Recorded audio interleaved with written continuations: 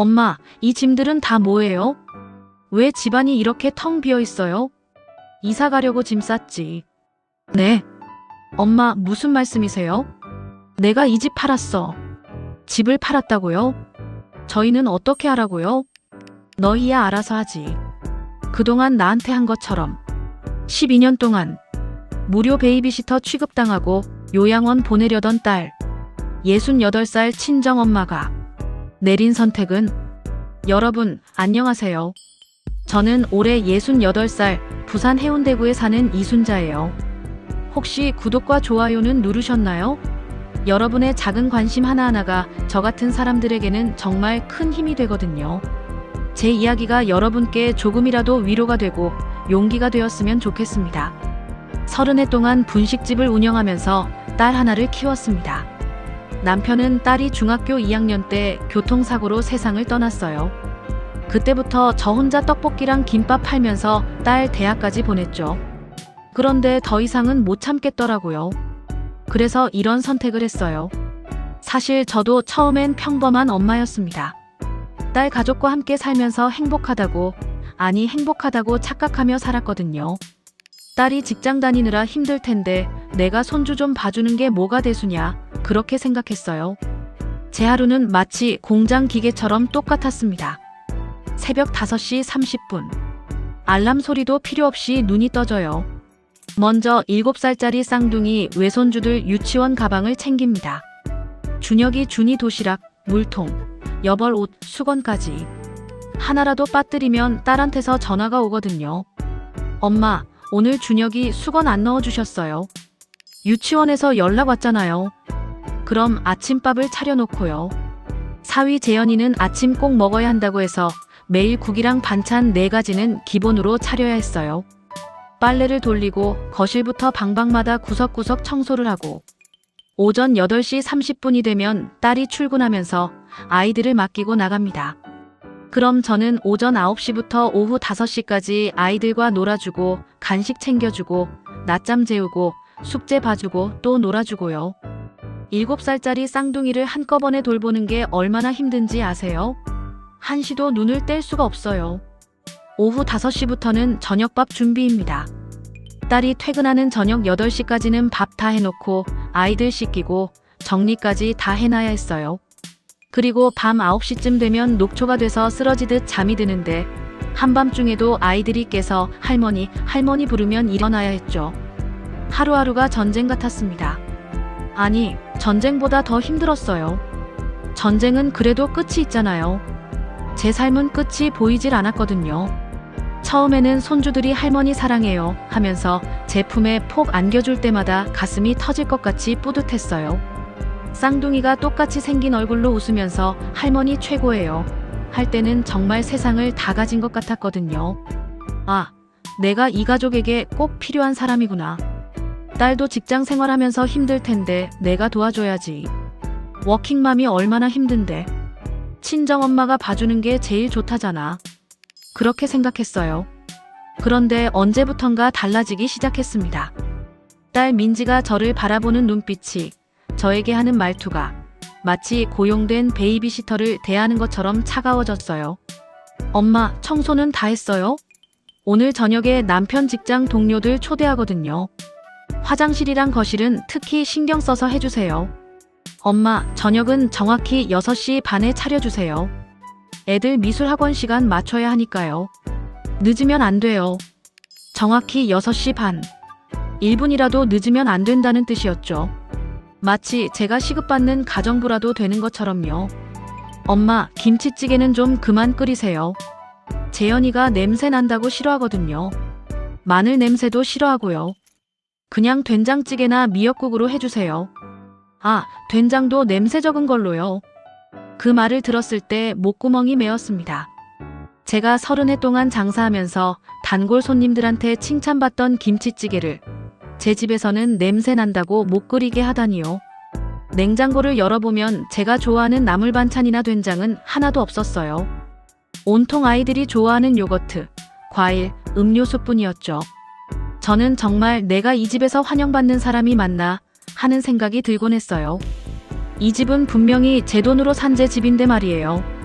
제가 모처럼 쉬는 시간에 거실 소파에 앉아서 드라마를 보고 있으면요. 엄마, 너무 시끄러워요. 소리 좀 낮춰주세요. 재현이가 집에서 일 좀 하려고 하는데 헤드폰 끼고 보시든지요. 아, 짜증나. 이럴 거면 본인 친정에서 살 것이지. 사위 재현이가 중얼거리는 소리까지 들렸어요. 새벽부터 가족을 위해 분주히 움직이고 잠시 쉬려고 하는 나에게 시끄럽다니. 본인 친정에서 살 것이지 라니요. 이 집이 제 집인데 말이에요. 그때 깨달았습니다. 아, 내가 이 집에서 환영받지 못하는 존재구나. 마치 제가 고용된 가정부 같더라고요. 아니, 가정부한테도 이렇게 함부로 하지는 않을 겁니다. 가정부는 적어도 월급이라도 받고 퇴근 시간도 있고 주말 휴일도 있잖아요. 그런데 저는요. 제 방을 둘러봤어요. 베란다를 확장해서 만든 가장 작고 어두운 방이었습니다.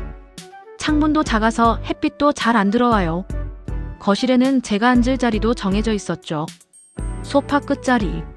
그것도 팔걸이 없는 불편한 곳. 사위는 제 앞을 지나가면서도 인사 한마디 없었고요. 더 가슴 아픈 건 제가 무릎 수술을 받아야 했을 때였어요. 30해 동안 분식집에서 좁은 주방을 오가며 서서 일하다 보니까 무릎 연골이 다 닳아 없어진 거예요. 걸을 때마다 뼈가 부딪히는 소리가 났고요. 계단 오르내릴 때는 눈물이 날 정도로 아팠습니다. 결국 인공관절 수술을 받아야 한다는 정형외과 의사 선생님 말씀을 들었죠. 수술비만 350만 원. 적지 않은 돈이었지만 더 이상 참을 수가 없었어요. 민지야, 엄마가 다음 주 수요일에 무릎 수술 받아야 한대. 수술이요? 얼마나 입원하셔야 하는데요? 일주일 정도래. 퇴원하고도 한 달은 무리하면 안 된대. 그때 딸 민지가 한 말이 지금도 귀에 생생합니다. 그럼 그 사이에 애들은 어떻게 하죠? 유치원 데려다주고 데려오는 거랑 저녁은 누가 챙겨요? 한 달이나요? 망치로 머리를 얻어맞은 것 같았어요. 제가 수술 받는다는데 제일 먼저 걱정하는 게 아이들 돌보는 일이라니요. 제 건강, 제 안전, 제 생명은 뒷전이고요. 엄마 건강은 괜찮으시고요. 그게 그렇게 말하기가 어려웠나 봅니다. 민지는 어릴 때부터 착한 아이였어요. 아버지가 돌아가시고 나서도 엄마 힘들게 하지 않으려고 얼마나 애를 썼는지 몰라요. 공부도 열심히 했고 집안일도 도와주고 친구들이랑 놀러 가는 것도 참고요. 그런 딸이 대학교를 졸업하고 대기업에 취직했을 때 저는 정말 가슴이 벅찼습니다. 우리 딸이 이렇게 컸구나. 아버지가 보셨으면 얼마나 좋아하셨을까. 그런 생각에 혼자 눈물을 흘리기도 했죠. 민지가 29살 때 재현이를 만났어요. 중견기업 다니는 괜찮은 청년이었습니다. 키도 크고 예의도 바르고 무엇보다 민지를 아껴주는 게 보였거든요. 처음 집에 인사 왔을 때도 두 손 꼭 잡고 장모님, 민지 잘 보살피겠습니다 하더라고요. 결혼 준비할 때도 재현이가 신경을 많이 써줬어요. 장모님 편하신 대로 하세요. 저희는 다 괜찮아요. 그렇게 말하면서요. 그때는 정말 좋은 사위를 만났다고 생각했습니다. 결혼하고 첫 해에는 신혼집에서 둘이 잘 살았어요. 명절 때나 주말에 가끔 우리 집에 놀러 왔죠. 그때만 해도 민지는 엄마한테 고마워요, 사랑해요. 그런 말들을 자주 했거든요. 엄마, 덕분에 여기까지 왔어요. 제가 잘 살아서 엄마 편하게 해드릴게요. 그 말이 얼마나 듣기 좋았는지 몰라요. 30해 동안 고생한 보람이 있구나 싶었죠. 그런데 딸이 임신을 하면서부터 분위기가 조금씩 달라지기 시작했습니다. 입덧이 심하다고 해서 제가 매일 죽을 쑤어서 갖다 줬어요. 회사 출근하기 전에 먹으라고요. 그러다가 민지가 이런 말을 하더라고요. 엄마, 저희 집 좀 가까운 데로 이사 가면 안 될까요? 애 낳으면 도움이 필요할 것 같은데. 가까운 데라니 얼마나 가까이 말이니? 아예 같이 사는 건 어때요? 엄마도 혼자 사시잖아요. 이 집 세놓고 저희 집으로 오시면 되죠. 그때는 거절할 이유가 없었어요. 딸도 워킹맘 할 거고 손주도 봐줘야 하고 저도 혼자 사는 게 좀 외로웠거든요. 그래서 제가 30해 동안 분식집에서 모은 돈으로 산 이 28평 아파트에 딸 가족이 들어와서 함께 살게 됐습니다. 2012년 3월이었어요. 민지가 쌍둥이를 낳았죠. 준혁이랑 준이. 남자 아이 여자 아이 한 쌍씩이라 얼마나 좋아했는지 몰라요. 저도 정말 행복했습니다. 손주가 하나도 귀한데 둘이나 생기다니요. 산후조리원에서 나오는 날 제가 미역국을 끓여서 기다리고 있었어요. 온 집안을 깨끗하게 청소하고 아기 침대도 예쁘게 꾸며놓고요. 딸이 집에 들어서면서 눈물을 글썽이더라고요. 엄마 고마워요. 엄마 아니었으면 어떡해요. 그때는 정말 함께 사는 게 잘한 선택이라고 생각했습니다. 처음 몇 달은 괜찮았어요. 민지가 육아휴직을 했거든요. 저는 밤에 아이들 우는 거 달래주고 기저귀 갈아주고 낮에는 빨래하고 청소하고 그 정도만 했죠. 민지도 고맙다는 말을 자주 했고요. 그런데 딸이 육아휴직 끝나고 복직하면서부터 상황이 완전히 달라졌습니다.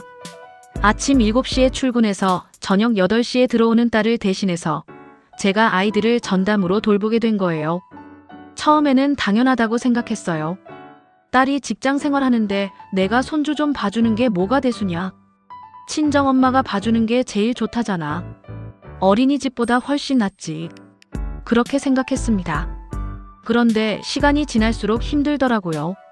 쌍둥이를 한꺼번에 돌보는 게 보통 일이 아니었어요. 한 명이 울면 다른 한 명도 따라 울고 밥 먹일 때도 하나 먹이고 있으면 다른 하나가 울어대고 기저귀 가는 것도 하루에 20번도 넘게 갈았던 것 같아요. 허리가 아파서 병원에 갔더니 디스크가 왔대요. 쌍둥이를 번갈아 안고 업고 하다 보니까 허리가 망가진 거죠. 그래도 참았어요. 딸이 힘든데 내가 더 힘들다고 할 수는 없잖아요. 아이들이 새 돌이 되면서부터는 유치원을 보냈습니다.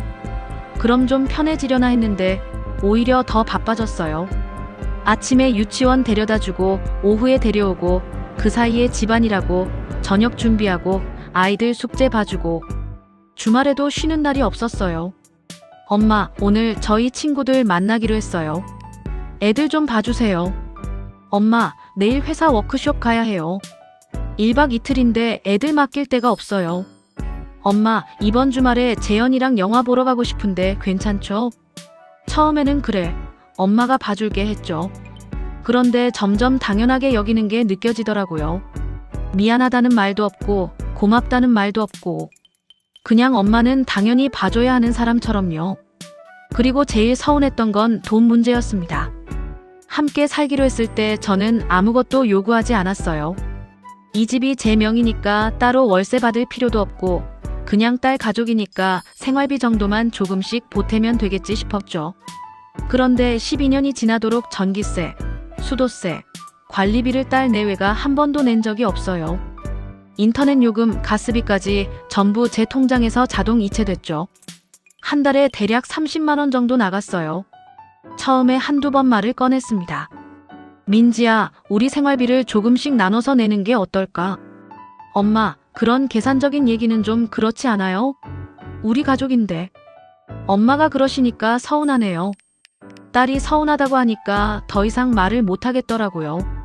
그래, 가족인데 뭐. 내가 너무 계산적으로 생각했나? 그렇게 자책하면서 넘어갔습니다. 그런데 나중에 생각해보니까 이상한 거예요. 가족이면 당연히 생활비를 함께 부담해야 하는 거 아닌가요? 왜 제가 혼자 다 내야 하죠? 게다가 이 집은 제 명의인데 말이에요. 더 황당한 건 딸이 제 돈을 빌려간 일이었습니다. 아이들이 5살 때였어요. 엄마, 제가 돈이 좀 급한데 2천만 원만 빌려주실 수 있어요? 저희 집 계약금 넣어야 하는데 모자라서요. 2천만 원. 적지 않은 돈이었지만 딸이니까 빌려줬어요.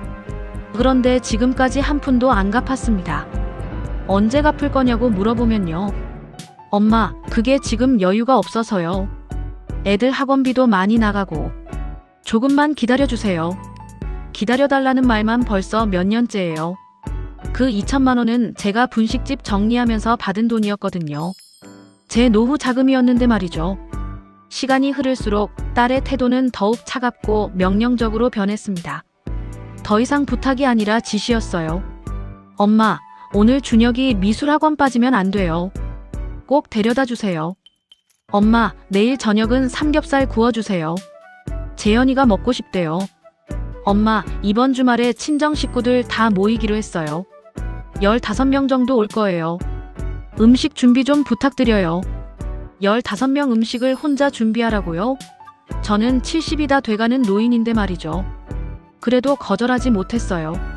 딸이 실망할까봐, 민지가 서운해할까봐요. 그 주말에 저는 이틀 내내 부엌에서 살았습니다.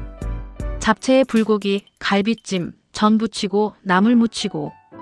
허리가 끊어질 것 같았지만 참았어요.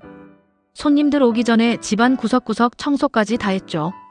그런데 친척들이 왔을 때 민지가 한 말이 저를 얼어붙게 만들었습니다. 엄마가 요리를 너무 짜게 하셨네요. 제가 간 좀 봤어야 했는데. 제 앞에서, 손님들 앞에서 그런 말을 하더라고요.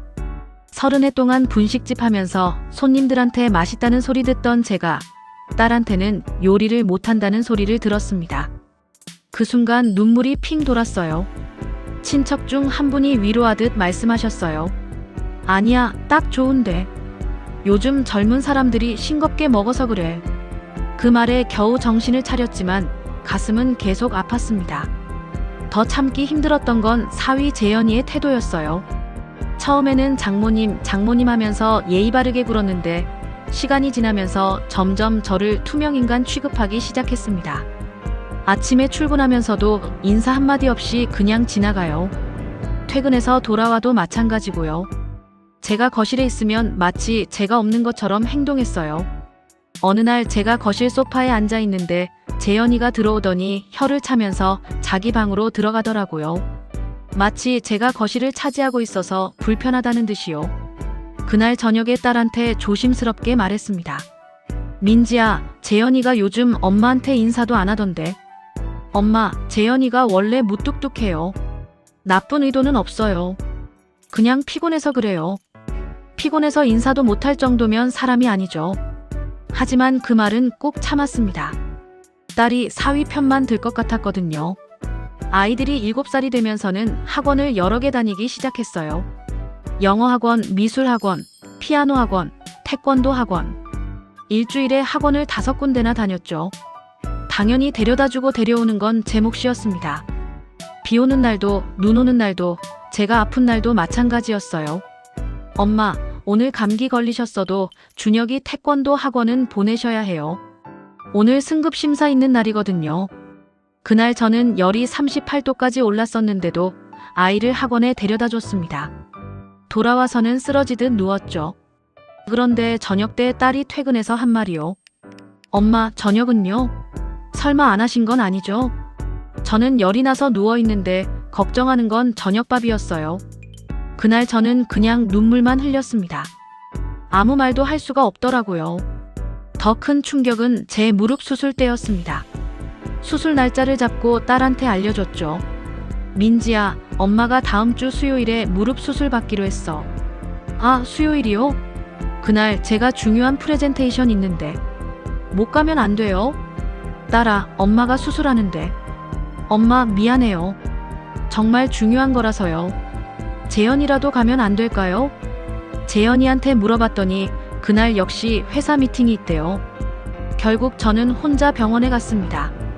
수술 동의서에 보호자 서명란이 있었는데 간호사가 안타까운 표정으로 물어보더라고요. 할머니, 보호자분은 안 오셨어요? 수술 후에 깨어나시면 곁에 꼭 누군가 있어야 하는데요. 딸이랑 사위가 바빠서 못 왔어요. 괜찮아요. 혼자서도 할 수 있어요. 그렇게 말하면서도 목이 메었습니다. 68해를 살면서 가장 무서운 순간을 혼자 견뎌야 한다니요. 수술실 앞에서 기다리는데 옆에 계신 할머니는 아들, 며느리, 손자, 손녀까지 온 가족이 다 와 있더라고요. 수술 전날부터 병원에서 같이 자면서 돌봐드리는 모습을 봤어요. 어머니, 걱정 마세요. 저희가 다 여기 있어요. 물 드릴까요? 목마르시면 말씀하세요. 할머니, 수술 끝나면 맛있는 거 사드릴게요. 저는 그 모습을 보면서 눈물이 났습니다. 저와 똑같이 수술을 받는데 저는 왜 혼자일까요?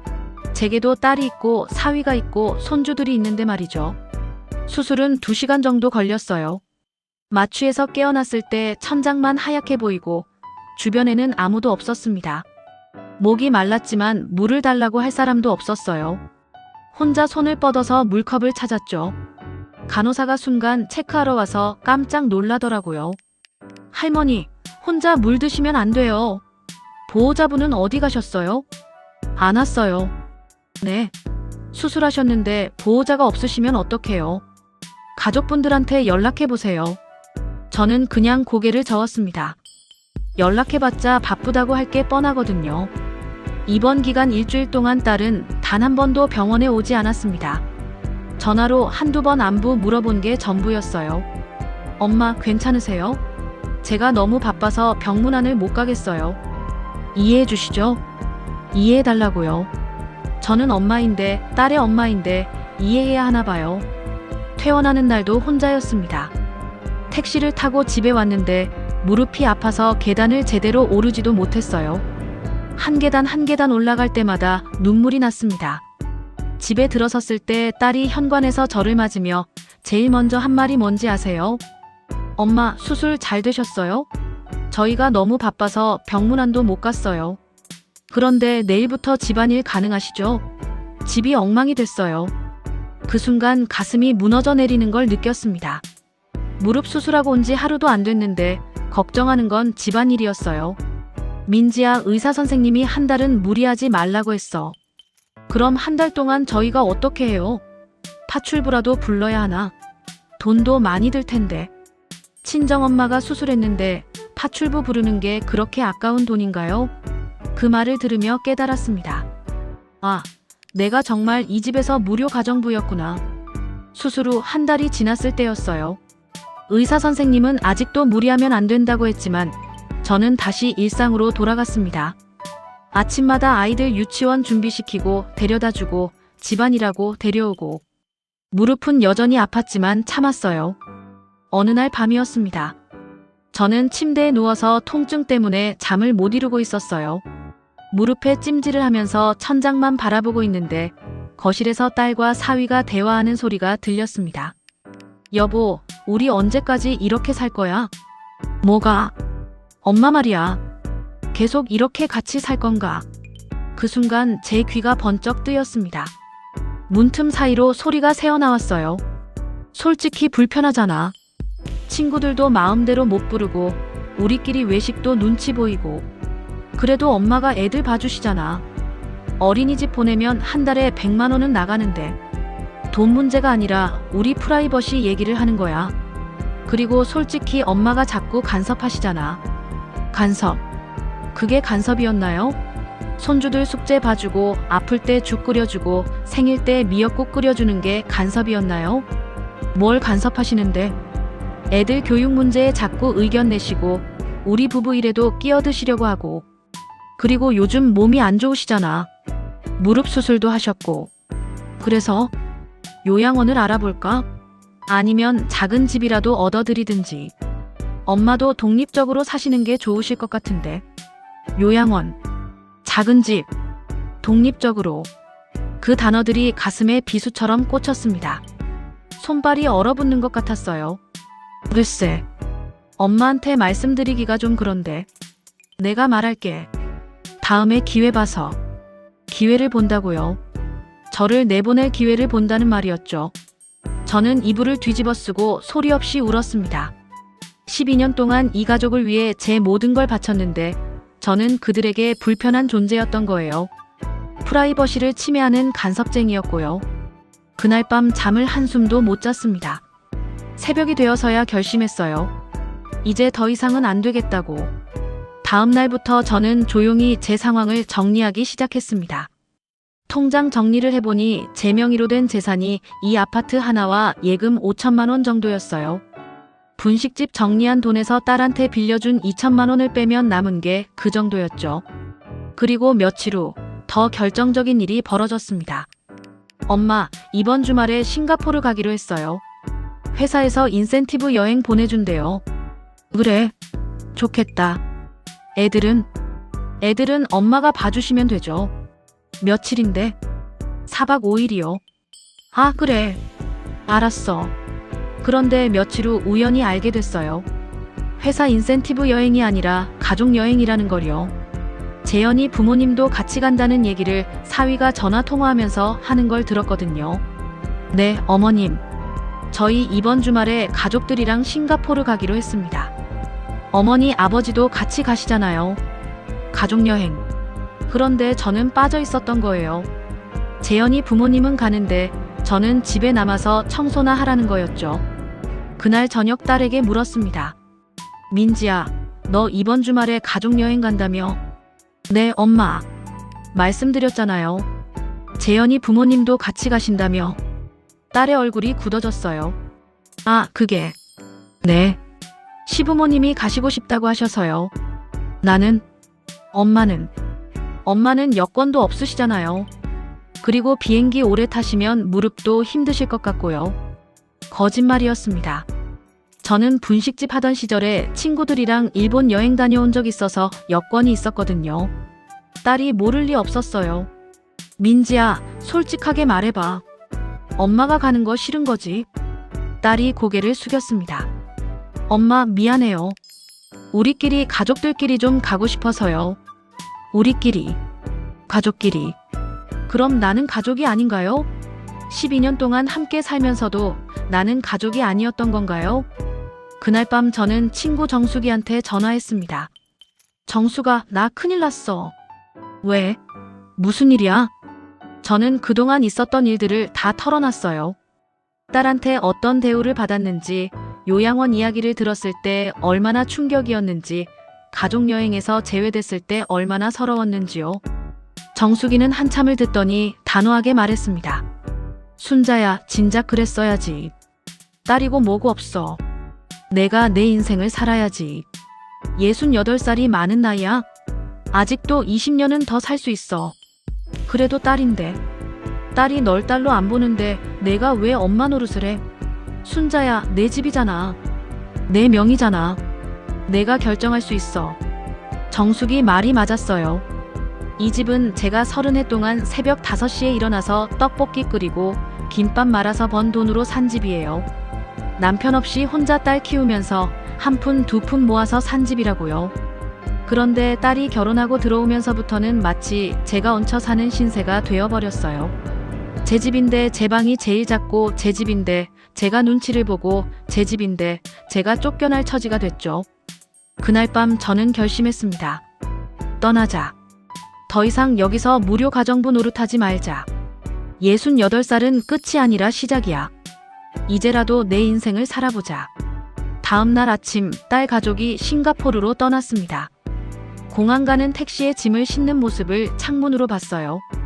재현이 부모님도 함께 계셨더라고요. 다들 웃으면서 떠들썩하게 출발하더라고요. 저는 현관문 너머로 사라져가는 그들의 뒷모습을 바라보며 마음속으로 조용히 다짐했습니다. 이제 됐어. 충분히 참았어. 12년 동안 딸을 위해, 손주들을 위해 나는 이순자로 살지 못하고 민지 엄마로만 살았잖아. 집안이 조용해지자 오히려 마음이 편했어요. 그동안 얼마나 긴장하고 살았는지 뼈저리게 느껴졌습니다. 아무도 청소했냐고 묻지 않고, 저녁은 몇 시냐고 재촉하지 않고, 시끄럽다고 짜증내지 않으니까요. 저는 천천히 커피를 내렸습니다. 12년 동안 한 번도 여유롭게 커피를 마셔본 적이 없었거든요. 항상 서둘러서 일어나고, 서둘러서 식사하고, 서둘러서 움직였죠. 커피를 마시면서 창밖을 봤어요. 15층에서 내려다 보이는 바다가 푸르게 빛나고 있었습니다. 부산 해운대 바다. 저는 이렇게 좋은 곳에 살면서도 바다 구경 한번 제대로 못했어요. 항상 집안일, 육아, 집안일, 육아만 반복했으니까요. 정수가 나 부동산 알아볼까 해. 정말? 결심한 거야? 응. 더 이상은 못 참겠어. 잘 생각했어. 순자야, 넌 충분히 해냈어. 이제 내 인생 살아도 돼. 정수기가 자기 사촌 언니가 거제도에 산다면서 거기 집들이 좋다고 알아봐 주겠다고 했어요. 바다 근처에 작은 단독주택들이 많다면서요. 거제도. 이름만 들어도 마음이 설레었습니다. 저는 부산에서 태어나서 지금까지 단 한 번도 부산을 떠나본 적이 없었거든요. 새로운 곳에서 새로운 삶을 시작한다는 게 두렵기도 했지만 한편으로는 기대도 됐어요. 이틀째 되는 날 저는 부동산 중개사무소에 전화했습니다. 손이 떨렸지만 마음은 확고했어요. 여보세요, 집을 팔고 싶은데요. 어떤 집이신가요? 해운대구 28평 아파트요. 15층이고 바다뷰 잘 나오는 집이에요. 금매로 내놓고 싶어요. 부동산 사장님이 그날 오후에 왔습니다. 집을 둘러보더니 흡족해 하더라고요. 위치도 좋고 층수도 좋고 상태도 깨끗하네요. 할머니가 관리를 잘하셨어요. 금매면 시세보다 조금 낮춰야겠지만 해운대는 수요가 많아서 일주일 안에 팔 수 있을 것 같은데요. 좋아요. 빨리 팔아주세요. 그런데 할머니, 가족분들은 아시나요? 혹시 나중에 문제되는 거 아니죠? 그 순간 가슴이 두근거렸습니다.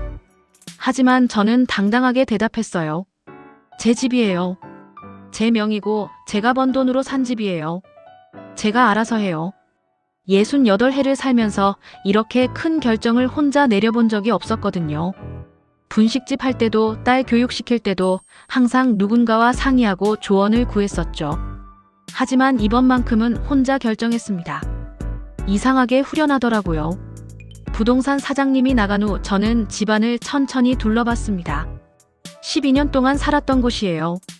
거실 한쪽에는 손주들이 그린 그림이 붙어 있고 주방에는 제가 매일 아침 밥을 지었던 밥솥이 있고 베란다에는 제가 기르던 화분들이 있고요. 미련이 없다면 거짓말이겠죠. 하지만 더 이상 여기 있으면 안 된다는 걸 알았어요.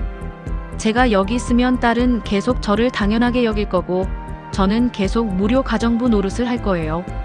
사흘째 되는 날 부동산에서 연락이 왔습니다. 할머니, 집 보러 오시는 분이 계세요. 오늘 오후 3시에 괜찮으세요? 네, 좋아요. 신혼부부가 왔어요. 30살 전후로 보이는 젊은 부부였는데 집을 보자마자 정말 좋아하더라고요. 와, 여보. 바다 보이는 거 봐. 여기서 아침마다 커피 마시면 정말 좋겠다. 부엌도 넓고 방 구조도 좋네. 할머니, 여기서 행복하게 사셨죠?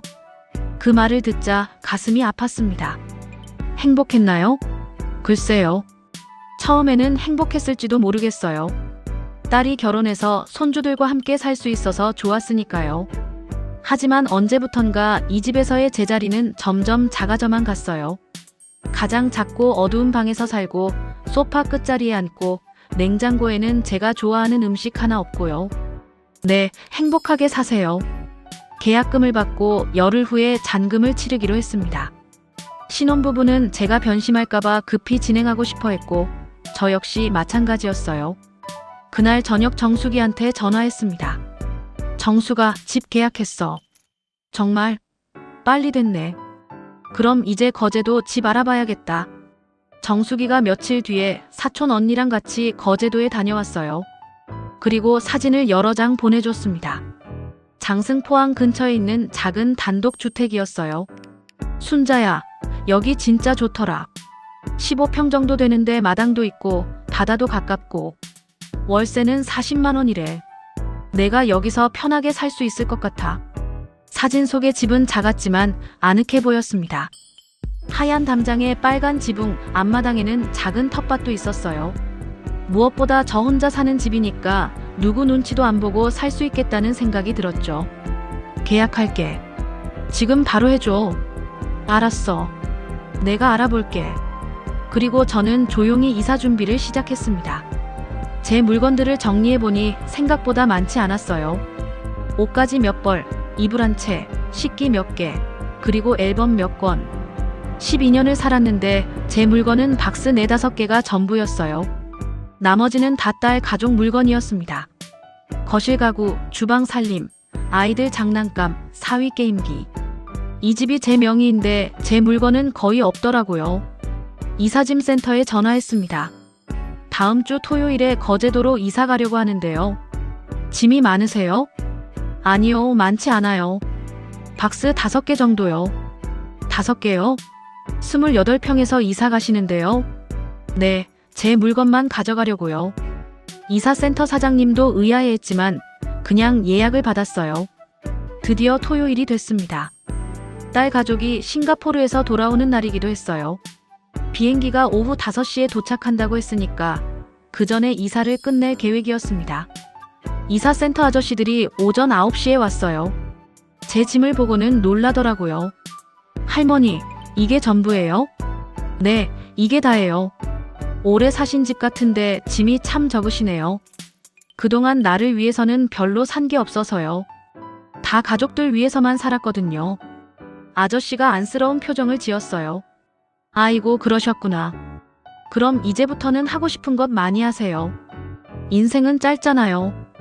인생은 짧다. 68해를 살고 나서야 그 말의 의미를 깨달았습니다. 제 인생은 정말 제 것이었던 적이 있었나 싶었어요.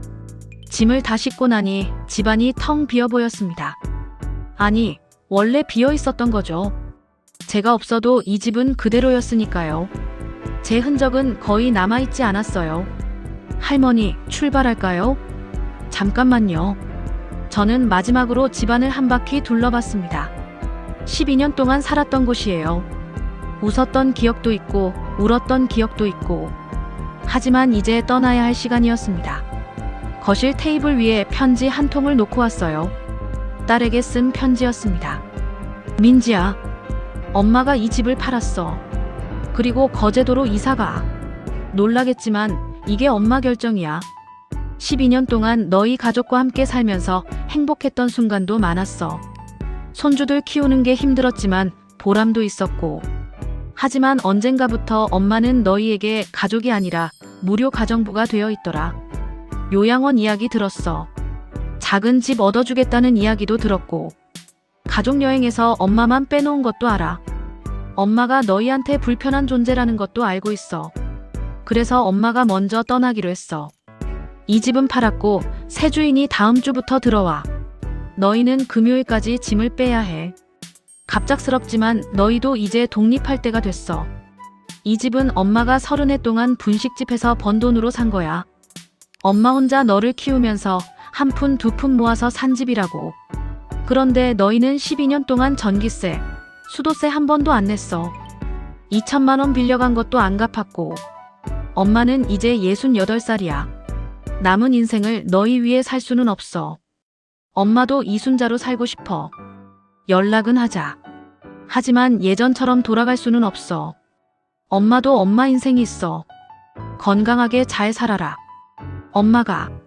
편지를 놓고 나오는데 눈물이 났습니다. 그래도 후회는 없었어요. 이제라도 제 선택을 한 거니까요. 아저씨, 출발해요. 차가 출발했습니다. 뒤를 돌아보니 12년 동안 살았던 아파트가 점점 작아져 갔어요. 그런데 이상하게 아쉽지 않더라고요. 오히려 드디어 그 감옥에서 벗어났구나 하는 홀가분함이 더 컸습니다. 고속도로를 달리면서 창밖을 봤어요. 초록색 산들이 스쳐 지나가고 하늘은 푸르게 펼쳐져 있었습니다. 정수가, 세상이 이렇게 넓었구나. 순자야, 너는 너무 오랫동안 좁은 곳에 갇혀 있었어. 정수기가 거제도까지 같이 가줬어요. 2시간 반을 달려서 거제도에 도착했습니다. 차에서 내리자마자 바다 냄새가 코끝을 스쳤어요. 12년 만에 맡아보는 진짜 바다 냄새였어요. 새 집은 사진보다 더 예뻤습니다. 작지만 아늑하고 무엇보다 제가 주인인 집이었어요. 창문을 열면 골목 너머로 바다가 한눈에 들어왔습니다. 와, 정말 좋다. 여기가 내 집이야. 정말 내 집이야, 순자야. 짐을 풀면서 행복했습니다. 좁은 방이지만 온전히 제 공간이었어요. 누가 간섭하지도 않고 눈치 볼 필요도 없었죠. 그런데 오후 5시쯤 전화벨이 울렸습니다. 딸이었어요. 엄마, 지금 어디 계세요? 집에 왜 이렇게 짐이 쌓여 있어요? 편지는 또 뭐예요? 목소리가 떨리고 있었습니다. 거제도야. 거제도요? 엄마가 왜 거제도에 계세요? 편지에 쓴 거 진짜예요? 집을 팔았다고요? 그래, 팔았어. 새 주인이 다음 주 금요일까지 들어온대. 너희는 그때까지 나가야 해. 전화 너머로 딸이 우는 소리가 들렸습니다. 엄마, 이게 무슨 짓이에요? 저희한테 미리 말도 안 하시고요? 말했으면 너희가 가만히 있었겠니? 어떻게든 막으려고 했겠지. 그래도 이건 너무하잖아요. 저희는 어떻게 하라고요? 너희는 알아서 해. 그동안 나한테 한 것처럼. 전화를 끊으려는데 사위 재현이가 전화를 받았습니다. 장모님, 저희가 어떻게 일주일 만에 집을 구해요? 아이들도 있는데요. 재현씨 부모님 댁에 가면 되잖아요. 너희 싱가포르 갈 때는 같이 가면서 왜 우리 집에서는 안 사세요? 그건. 그리고 재현 씨, 12년 동안 전기세 한 번이라도 내봤어요? 관리비는요? 제 집에서 공짜로 살면서 장모한테 인사 한 번 안 한 적도 있죠. 재현이가 할 말을 잃었습니다. 다시 딸이 전화를 받았어요. 엄마, 제발요. 다시 생각해주세요. 저희가 잘못했어요. 민지야, 엄마도 이제 인생 살고 싶어. 68살이 많은 나이야. 아직 20년은 더 살 수 있어. 그 20년을 너희 뒷바라지하면서 살 수는 없어. 엄마, 너희끼리 잘 살아. 그게 엄마한테는 제일 큰 효도야. 전화를 끊었습니다. 손이 떨렸지만 마음은 시원했어요. 거제도에서의 첫날 밤이었습니다. 낯선 집, 낯선 동네였지만 이상하게 편안했어요. 창문을 열어두고 잠들었는데 파도 소리가 자장가처럼 들려왔습니다. 12년 동안 밤마다 들었던 소리들이 생각났어요. 딸의 짜증 섞인 목소리, 사위의 한숨 소리, 아이들이 떼쓰는 소리. 그런 소리들 대신 이제는 파도 소리를 들으며 잠들 수 있다니요. 다음 날 아침 일찍 일어났습니다. 몸에 밴 습관이었죠. 새벽 5시 30분. 그런데 오늘은 아무도 챙겨줄 필요가 없다는 게 신기했어요. 천천히 옷을 입고 밖으로 나갔습니다. 아침 공기가 상쾌했어요. 골목을 지나 바닷가로 나갔는데 일출이 막 시작되고 있었습니다. 수평선 너머로 해가 떠오르는 모습을 보면서 울었어요. 68해를 살았지만 이렇게 여유롭게 일출을 본 적이 없었거든요. 항상 누군가를 위해 바쁘게 움직이기만 했으니까요. 바닷가를 걸으면서 생각했습니다. 이제부터는 이순자로 살자. 누구의 엄마도 누구의 할머니도 아닌 그냥 이순자로요. 마을을 둘러보니 제 또래 어르신들이 많이 계셨어요. 텃밭을 가꾸시는 분, 바닷가를 산책하시는 분, 대문 앞에 앉아 계신 분들. 다들 편안해 보이더라고요. 한 할머니가 말을 걸어오셨어요. 어머, 새로 오신 분이시네요? 네, 어제 이사 왔어요. 아, 그래요? 여기 살기 참 좋아요. 공기도 맑고 사람들도 친절하고. 어디서 오셨어요? 부산에서 왔어요. 부산? 거기서 여기까지 왔어요? 혼자 사세요? 네, 혼자요. 아이고, 우리랑 비슷하네요. 저희도 다 혼자 살아요. 외롭지 않으세요? 지금은 전혀요. 오히려 자유로워서 좋아요. 할머니가 웃으시면서 말씀하셨어요. 아이고, 멋있네요. 저도 그런 마음가짐으로 살고 싶어요. 정말 오랜만에 들어보는 따뜻한 말이었습니다. 그동안 누군가 제게 좋은 말을 해준 적이 언제였을까요? 집으로 돌아와서 처음으로 제가 하고 싶은 아침을 만들었습니다. 달걀 프라이, 김치볶음밥, 그리고 된장국. 간단하지만 제가 좋아하는 것들로만 차렸어요.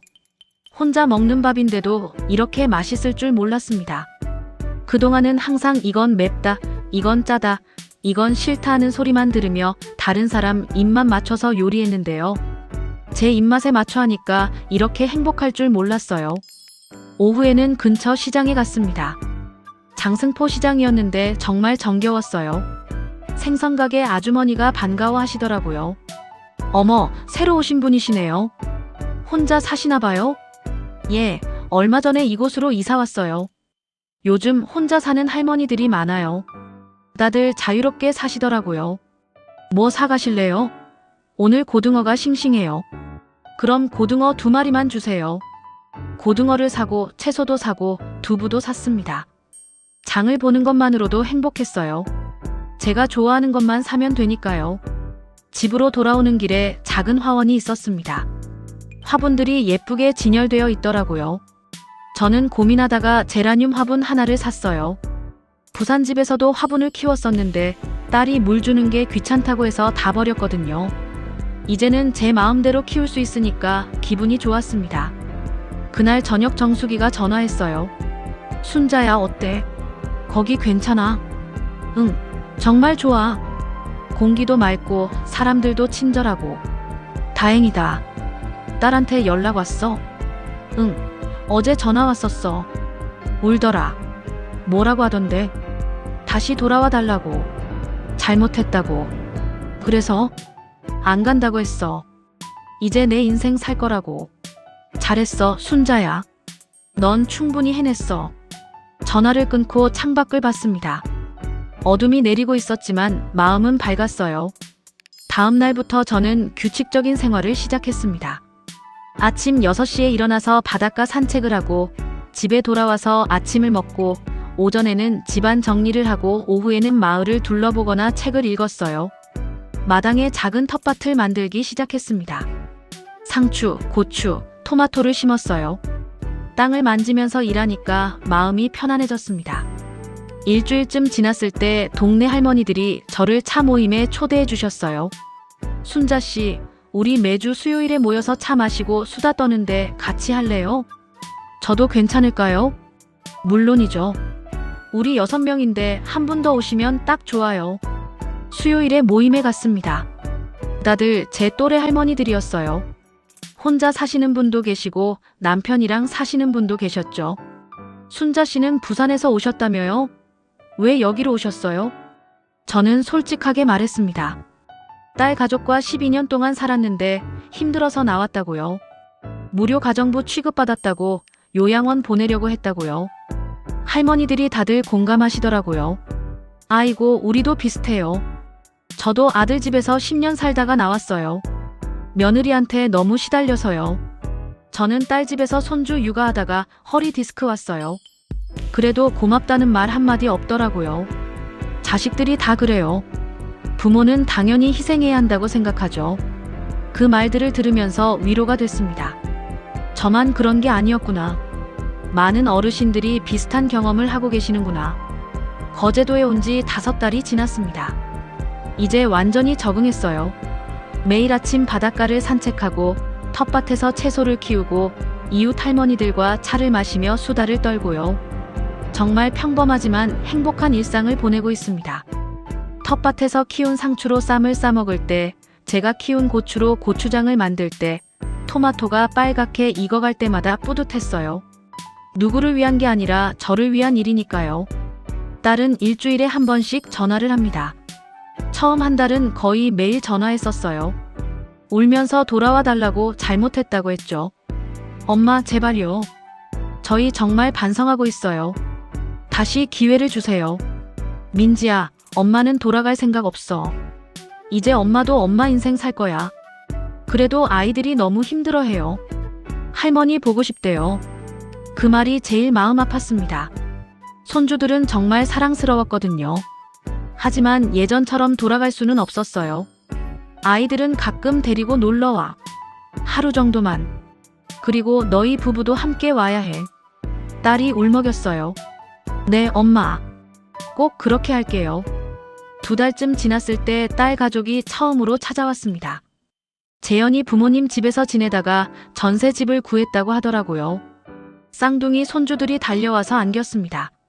할머니, 보고 싶었어요. 그 순간 눈물이 났어요. 이 아이들은 정말 사랑스러웠으니까요. 하지만 이제는 경계를 분명히 해야 했습니다. 할머니도 보고 싶었어. 그런데 할머니는 이제 여기서 살 거야. 너희는 가끔 놀러 오는 거야. 딸이 조심스럽게 말했어요. 엄마, 집이 너무 작으시지 않아요? 저희가 큰 데로 이사하는 거 도와드릴까요? 민지야, 엄마는 이 집이 좋아. 작지만 온전히 내 공간이잖아. 엄마, 너희들 잘 살고 있니? 전세집은 괜찮고. 네, 괜찮아요. 엄마, 저희 이제야 알았어요. 엄마가 얼마나 힘드셨는지요. 직장 다니면서 아이들 키우는 게 이렇게 힘든 줄 몰랐어요. 그래, 힘들지. 그런데 그게 엄마 책임은 아니야. 너희가 선택한 삶이잖아. 사위 재현이도 고개를 숙였습니다. 장모님, 죄송합니다. 제가 너무 철없이 행동했어요. 12년 동안 정말 감사했습니다. 늦었지만 사과는 받을게요. 그런데 예전으로 돌아갈 수는 없어요. 이제 엄마는 엄마 인생을 살 거예요. 네, 알겠습니다. 그날 저는 손주들을 데리고 바닷가에 갔습니다. 모래성을 쌓고 조개를 줍고 파도와 놀았어요. 아이들은 신나서 깔깔거렸습니다. 할머니, 여기 정말 좋아요. 우리 자주 올게요. 응, 자주 와. 하지만 할머니는 너희를 계속 돌봐줄 수는 없어. 할머니도 할머니 할 일이 있거든. 저녁에 딸 가족이 돌아갈 때 민지가 울먹이며 말했어요. 엄마, 정말 행복해 보여요. 부산에 계실 때보다 훨씬 밝으세요. 그렇게 보여. 실제로도 그래. 엄마는 지금 정말 행복해. 엄마 사랑해요. 그리고 미안해요. 알았어. 조심히 들어가. 차가 떠나는 걸 배웅하면서 생각했습니다. 이제야 딸과 저 사이에 적절한 거리가 생긴 것 같다고요. 얼마 전에는 손주들이 편지를 보냈습니다. 할머니, 보고 싶어요. 겨울 방학 때 놀러 가도 돼요? 편지를 읽으면서 마음이 복잡했어요. 아이들은 그리웠지만 예전처럼 돌아갈 수는 없었거든요. 그래서 이렇게 답장했습니다.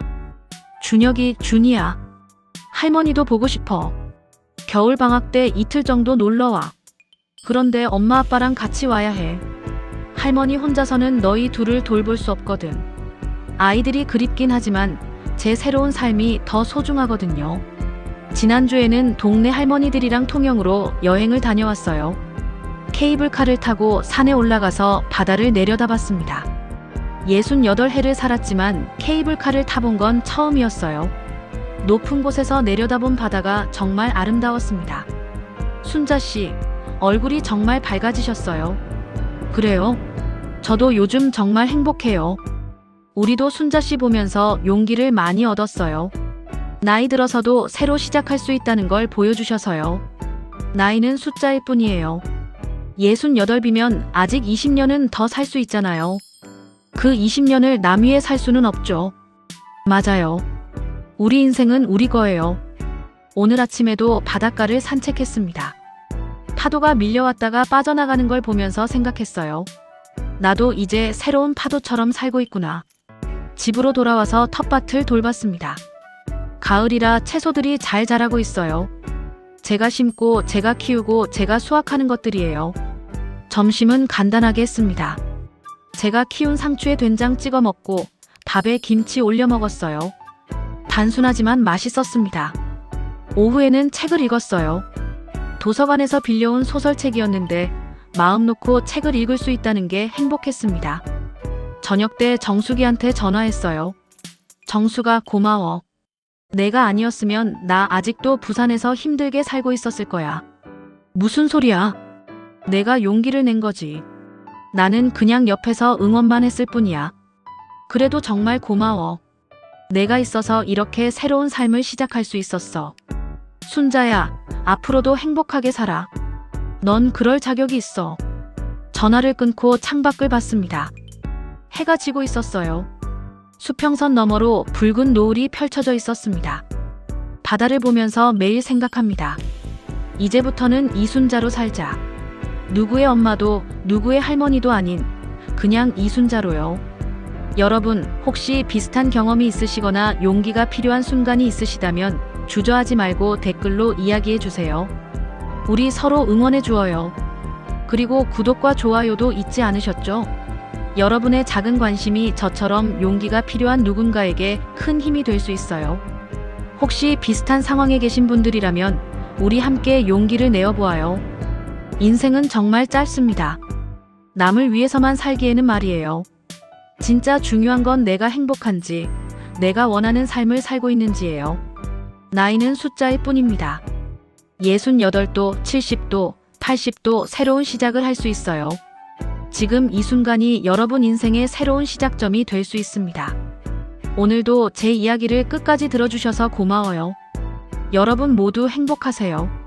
그럼 다음 이야기에서 또 만나요. 안녕히 계세요.